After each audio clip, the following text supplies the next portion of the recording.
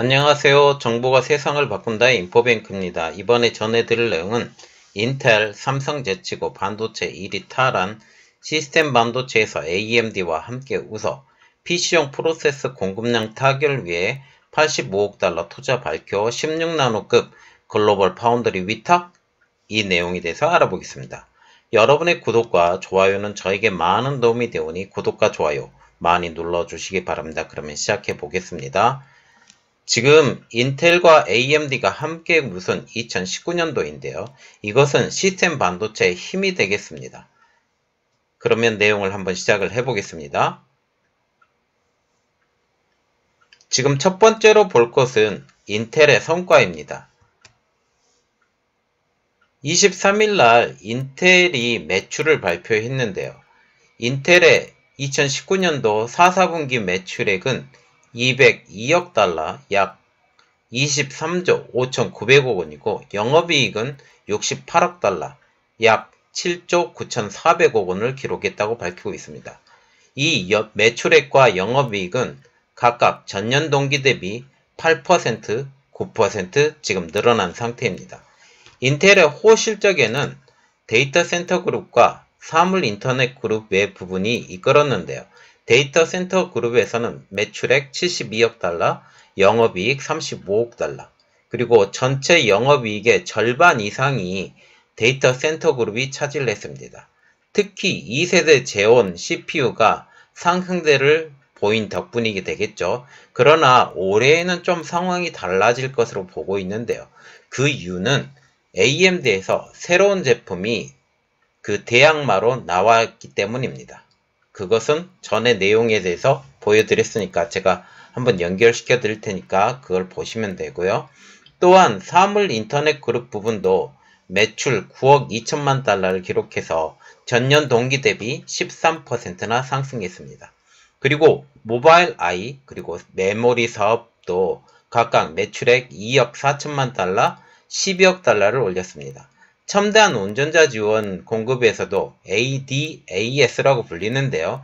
이 부분도 공급이 확대된 상태이고 낸드 플래시와 옵테인, 비트그로스 상승을 유지했습니다. 그리고 우리가 가장 실질적으로 접하는 PC 사업입니다. PC 사업은 인텔의 가장 아픈 손가락이었는데요. 특히 CPU 생산 차질을 겪었죠. 이 차질을 겪으면서 성장이 많이 되지 않을 것으로 생각을 했었지만 매출액이 전년 동기 대비 2%가 는 상태입니다. 그 대표적인 이유가 새로 출시된 10나노미터 기반 10세대 코어 프로세스 아이스레이크의 수익성 증대 때문인데요. 특히 인텔은 PC용 CPU 시장을 80%, 서버용 반도체 시장에서 90% 이상을 차지하고 있기 때문에 인텔의 수익률은 계속적으로 좋고 특히 그 PC용 CPU 시장에서 AMD가 지금 약진을 하고 있는 상태입니다. 그래서 우리가 다음에 알아봐야 될 내용은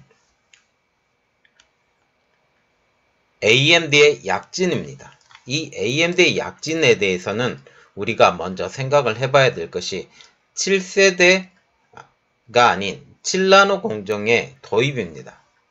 지금 AMD는 분위기가 인텔보다 더 좋은 거죠. 지난해 4사분기 역대 최대 매출을 달성을 했다고 하는데요. 28일 AMD는 2019년도 4사분기 매출액에 대해서 발표를 했는데 이 매출액은 21억 3천만 달러, 한국 돈으로 2조 5,059억 원입니다. 이게 인텔과 비교해서 굉장한 많이 차이가 나는데도 불구하고 AMD 자체로는 굉장한 성과를 지금 거두게 된 거죠. 매출액은 전년 동기 대비 50%나 증가했고 전기 대비에 비해서도 18%, 3분기에서 4분기 대비해서도 18%가 증가를 했고 2018년도 4, 4분기를 대비해서도 50% 이상을 증가했기 때문에 영업이익만 해도 3억 4,800만 달러에 달해 있는 상태입니다. 지금 이 AMD의 호재의 배경에는 7나노 공정의 도입이 가장 큰 호재가 됐습니다. AMD는 7나노 공정을 선제적으로 도입해서 이 공정의 도입으로 경쟁력을 끌어올리게 됐죠. AMD는 이 공정을 도입한 CPU를 지난해 7월달에 출시를 했는데 인텔은 현재 10나노 노트북용 프로세스만 출시한 예정입니다. 말하자면 PC용 데스크톱용 프로세스는 아직 출시가 되지 않은 상태라고 보시면 됩니다.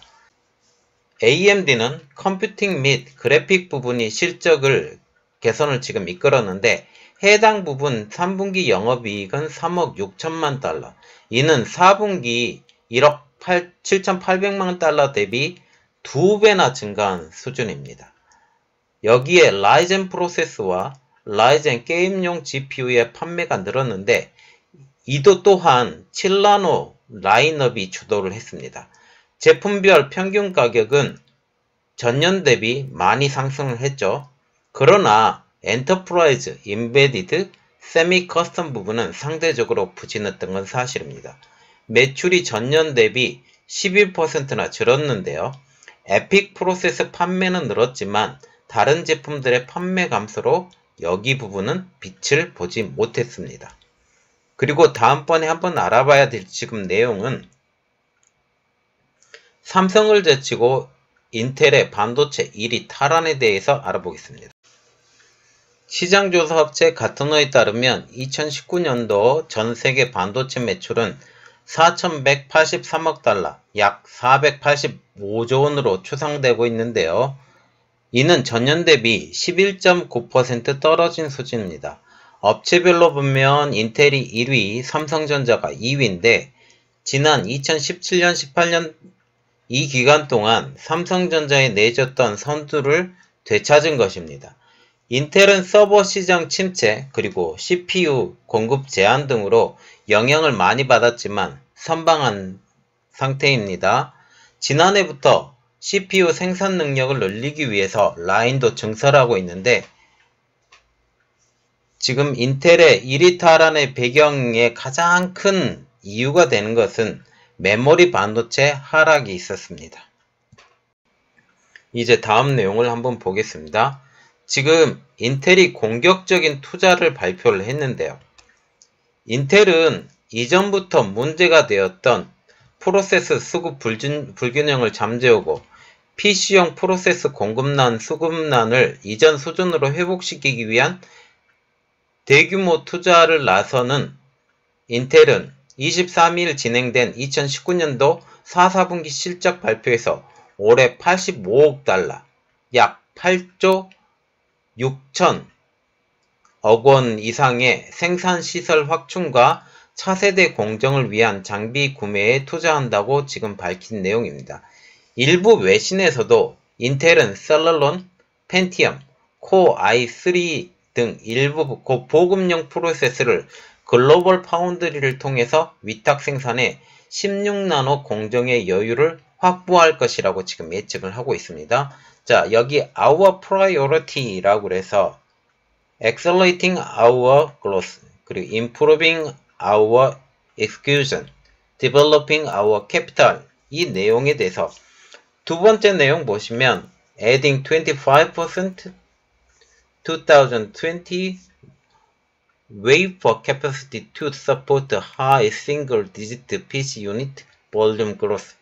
이 25% 이상의 볼륨을 넓히겠다. 이 내용 때문에 이런 내용들이 나오게 됐는데요. 이 내용을 좀 자세히 분석을 해보면 첫 번째로 PC 프로세서 공급량 확대를 위해 투자 설비 증설을 발표한 것입니다.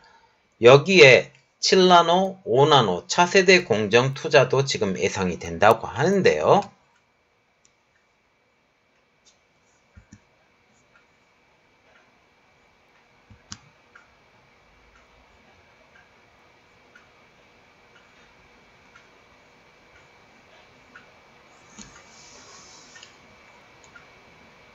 첫 번째로 볼 것은 PC 프로세서 공급량 확대 위해 투자 설비 증설 발표, 7나노, 5나노 차세대 공정 투자 예상입니다. 이 내용을 한번 보면 인텔은 2018년도 초부터 전 세계 14나노 공정 생산 시설을 총 10억 달러, 약 1조 원을 투자해 설비를 증설하고 있다고 밝히기도 했었는데요. 이후 내장 그래픽 칩셋 비활성화된 코어 프로세서를 출시하고 일부 칩셋 생산을 14나노에서 22나노로 전환하기도 했습니다. 이를 통해서 14나노 공정의 여유분을 모두 PC 프로세서 생산을 돌리겠다라는 계획을 갖고 있었습니다. 이날 4분기 실적 발표에서 인텔은 2018년도와 2019년도 사상 최고의 수준의 설비 투자를 진행한 결과 지난해 하반기 프로세서 공급량을 상반기에 비해 두 자릿수 이상으로 증가시켰다라고 밝히기도 했는데요. 그러나 이런 프로세서 공급도 PC 시장의 수요에 따라가지 못하고 있으며 PC 공급은 여전히 제약받고 있다라고 하고 PC의 성장을 저해하지 않도록 공급량 확대에 나서겠다라고 지금 발표를 했습니다. 인텔의 올해 총 투자 금액은 170억 달러, 한국 돈으로 약 19조 원 정도 되고요. 이 중 절반은 85억 달러를 반도체 제조 설비 확충과 7나노, 5나노 등 차세대 공정에 투자하겠다고 지금 밝힌 것입니다. 자, 그 다음 내용인데요. 이게 무슨 내용이냐면 일부 프로세스 위탁 생산도 지금 제기가 되고 있는데 인텔의 발표에 의하면 올해 10나노 아이스레이크나 14나노 프로세스의 웨이퍼 공급량을 25%나 늘리고 PC용 프로세스 공급량을 한 자릿수 이상으로 끌어올려서 시장의 수요를 만족시키는 동시에 프로세스 수급난 이전 상황까지 재고를 회복할 예정이라고 밝혀진 상태입니다. 또한 단기적으로 고객사들이 원하는 제품 포트폴리오를 지원할 수 있도록 협력해 나갈 것이라고도 밝혔는데요. 이는 고성능 프로세스 뿐만 아니라 보급용 프로세스까지 공급량을 전체적으로 다 늘리겠다라는 그런 것으로 해석하고 있습니다. 그렇다면 이 공급량을 전체적으로 늘리려면 협력하는 회사가 꼭 필요한데 지금 보시면 WCC 테크나 다른 외신에서 이런 말이 나오고 있어요. 인텔이 셀러론, 펜티엄, 코어 i3 등 일부 보급용 프로세스를 글로벌 파운드리를 통해서 위탁 생산할 가능성이 크다라고 보도하기도 했습니다. 이것을 통해서 보급용은 글로벌 파운드리에 그리고 고성능 프로세스는 인텔이 직접 이런 식으로 지금 구분해 나가지 않을까라고 생각을 하고 있는데요. 그러면 글로벌 파운드리에 대해서 좀 알아봐야 되겠는데 현재 글로벌 파운드리는 7나노 공정을 가동 중인 TSMC와 삼성전자와는 달리 아직까지도 14나노 공정에 머물러 있는 상태라는 거죠. 또한 EUV 공정을 포기한 상태이죠. 그래서 글로벌 파운드리는 원래 AMD에서 분사한 회사입니다. 이 AMD에서 분사한 이후에 AMD의 제품 생산을 여전히 많이 하고 있었지만 EUV 공정 포기와 여러가지 사정에 의해서 AMD에서 신제품에 대한 주문은 현재 받고 있지 못한 상태입니다. 그런 글로벌 파운드리에서 보급용 프로세스 양산을 인텔에서 맡기게 된다면 지난해 상반기 일부 풍기 현상을 빚었던 코어 i5 이하 프로세스의 생산량을 확보를 하면서 고가 제품에 대한 생산량도 확보할 수 있다라는 가능성이 대두가 된다라는 거죠. 이런 부분은 이렇게 넘어갈 수 있지만 가장 큰 문제가 하나가 있습니다. 어떤 문제냐? 지금 현재 인텔의 가장 큰 문제는 10세대의 전환이 늦어지는 인텔의 PC용 데스크톱 프로세서입니다. 그래서 그 후폭풍도 있는데요. PC 제조사들은 지금 지난해와 달리 올해 프로세서 수급량의 부담이 상당 부분 덜어질 것이라고 보고 있는데 국내외 제조사들이 일부 저가 보급용 제품에 탑재되는 프로세서를 인텔 제품 대신에 AMD 라이젠으로 대체하려는 움직임이 보이고 있기 때문입니다. 근본적인 배경에는 인텔이 10세대로 세대 전환을 마친 노트북 시장과는 달리 데스크톱 프로세서 세대 교체가 아직 진행되지 않은 것 때문이죠.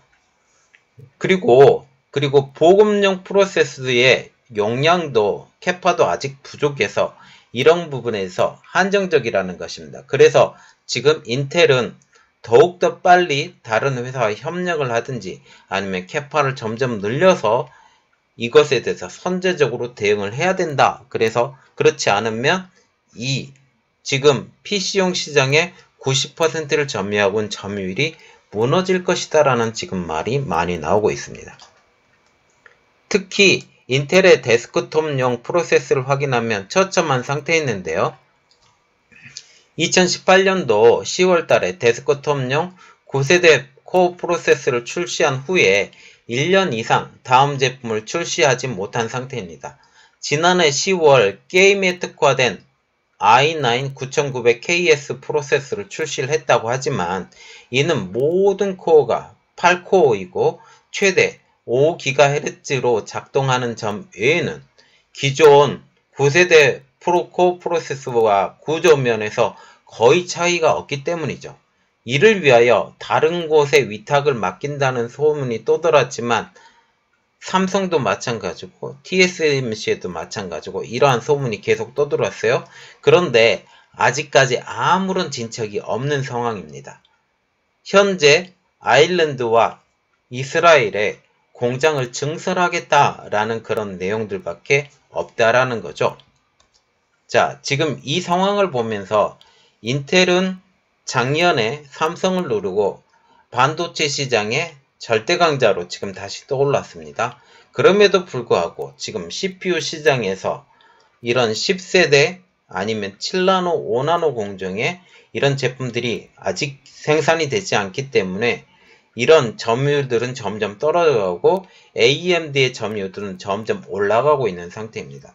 이런 것들을 통해서 인텔이 더욱더 노력하고 더욱더 새로운 신제품을 개발하고 또 지금 퀄컴도 이 CPU 시장에 눈독을 들이고 있는데 이 퀄컴까지도 도전자들이 점점 늘어나는 현 상태를 보면서 지금 이런 것들을 극복해 나가야 되는 인텔의 입장이 되겠습니다. 이번 내용은 여기까지였고요. 저희 내용이 여러분들에게 많이 도움이 되셨다면 구독과 좋아요 그리고 알림 설정까지 꼭 부탁드리겠습니다. 감사합니다.